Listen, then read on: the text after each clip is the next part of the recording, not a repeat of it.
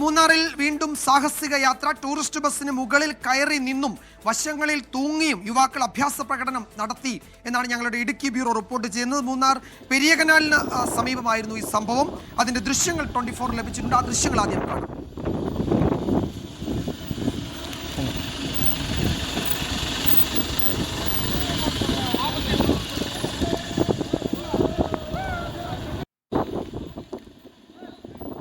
രാഹുൽ വിജയൻ വിവരങ്ങൾ നൽകും മൂന്നാറിൽ നിന്ന്. രാഹുൽ, ഇത് എവിടെ നിന്നുള്ള യാത്രക്കാരാണ്? വിനോദസഞ്ചാരികളാണ് എന്ന് തോന്നുന്നു. യുവാക്കളുടെ ഒരു സംഘമാണ്. പക്ഷെ അത് എവിടെ നിന്നുള്ളവരാണ്? അവരെ പറ്റിയുള്ള വിവരങ്ങൾ ലഭ്യമാണോ?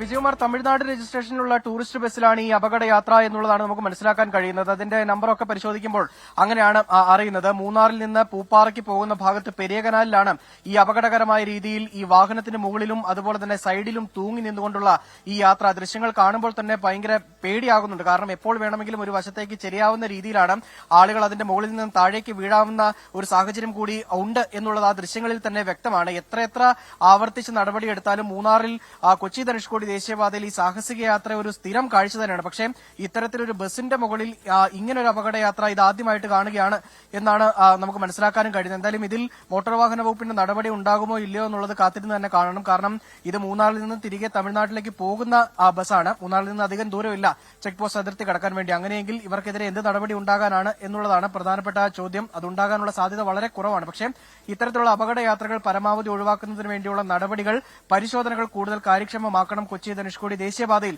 എന്നുള്ളതാണ് വളരെ പ്രധാനപ്പെട്ട കാര്യം. ഈ വാഹനത്തിന്റെ ഒപ്പം ഈ ബസ് മുന്നോട്ട് പോകുന്നതിനൊപ്പം വളവിൽ തിരിയുന്നതിനൊപ്പം കുറച്ച് ആളുകൾ ആ സൈഡിൽ നടക്കുന്നും ഓടുന്നുമുണ്ട്.